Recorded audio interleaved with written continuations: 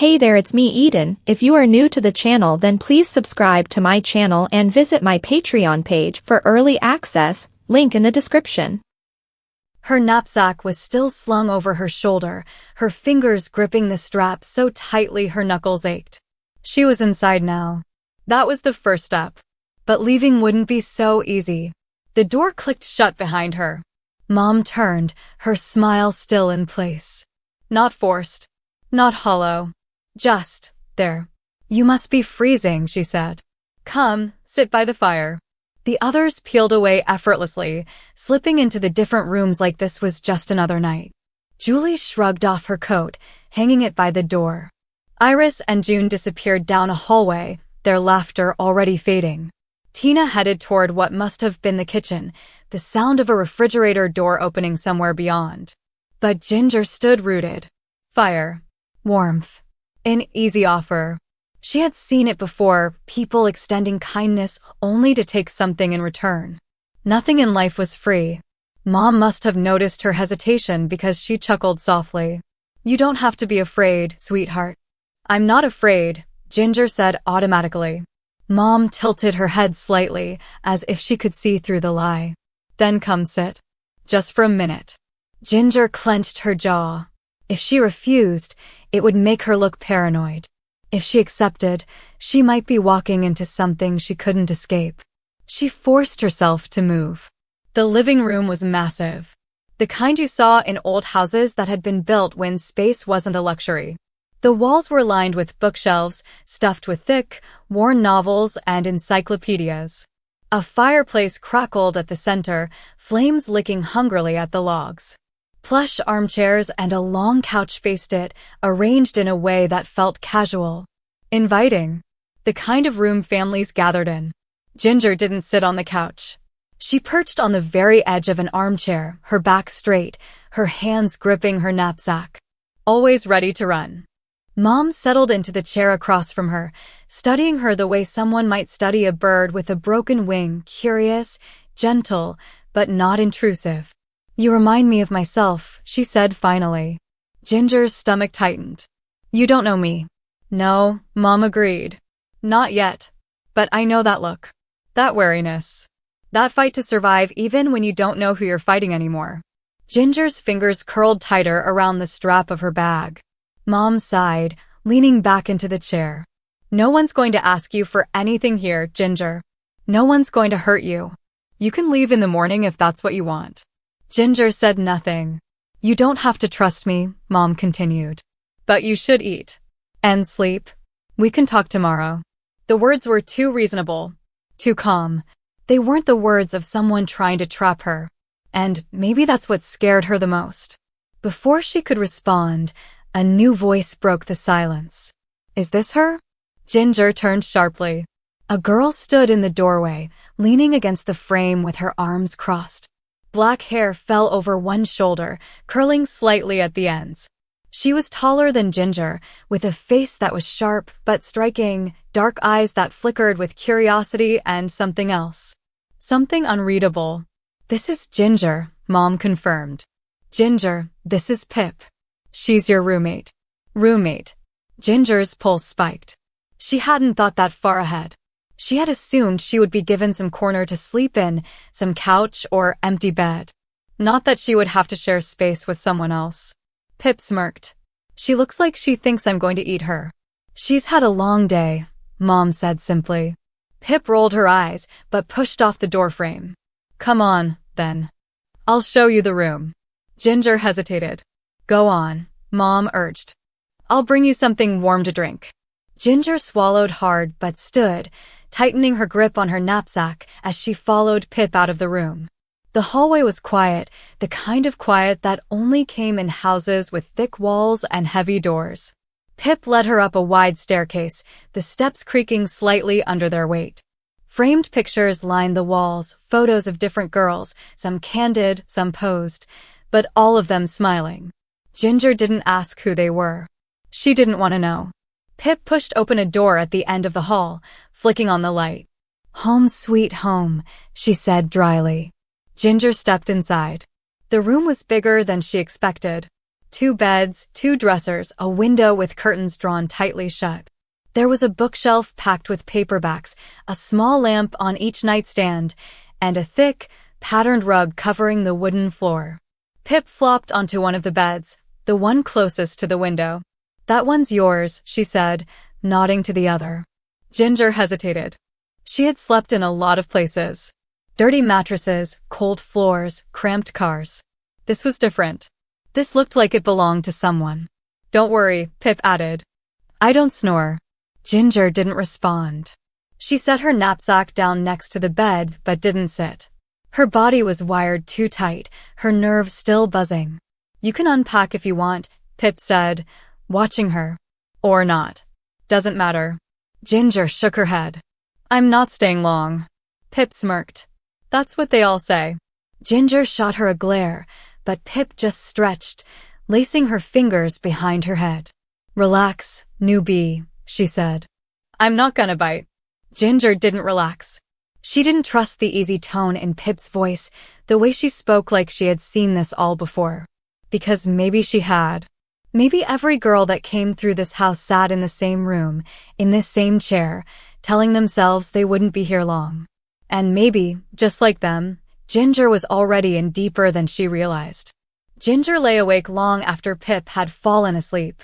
The room was quiet except for the rhythmic ticking of a small clock on the dresser and the occasional creak of the house settling. The kind of quiet that wasn't normal. The kind that made her feel like she was waiting for something to happen. She didn't trust this place. Didn't trust these girls. Didn't trust Mom. Especially Mom. People didn't take in runaways without wanting something.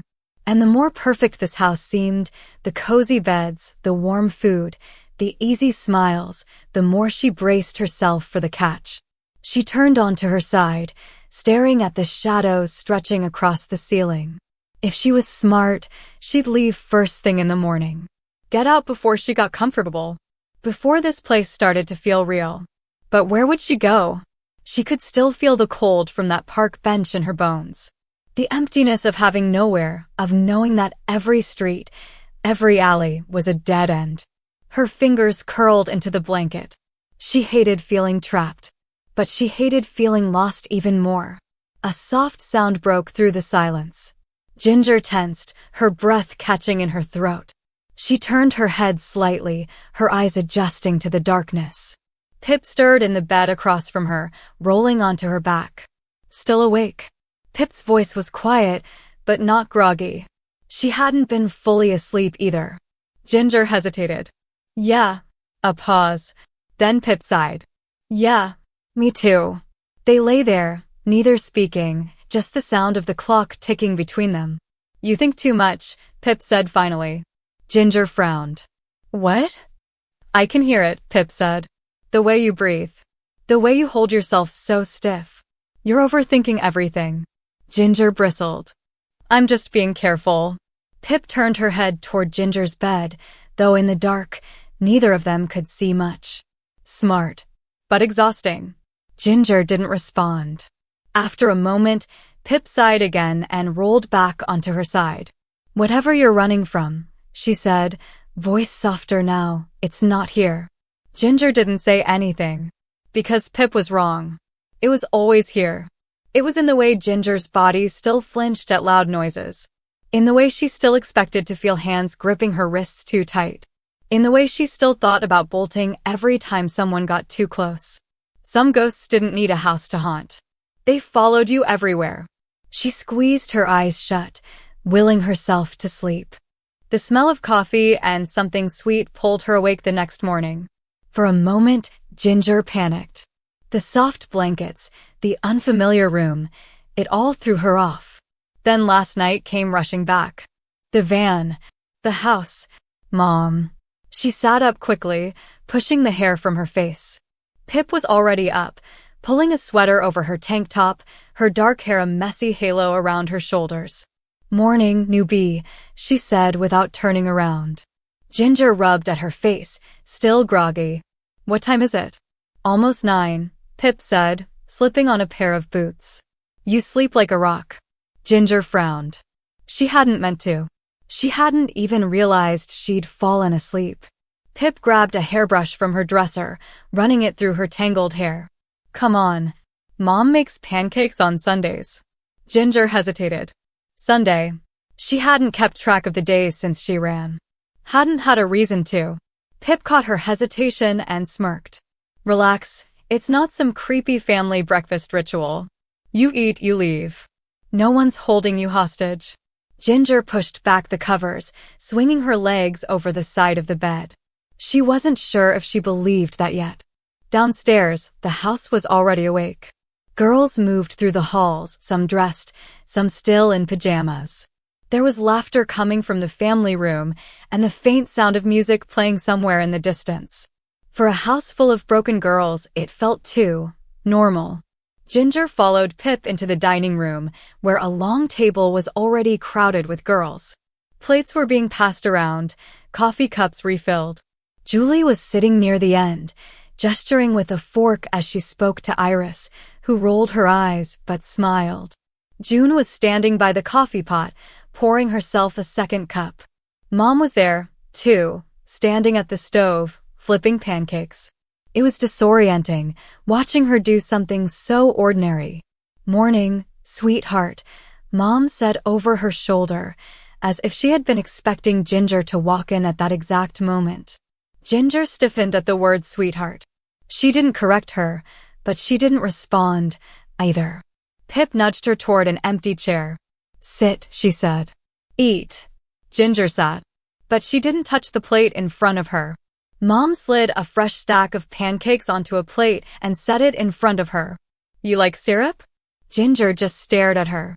Mom smiled. Syrup it is.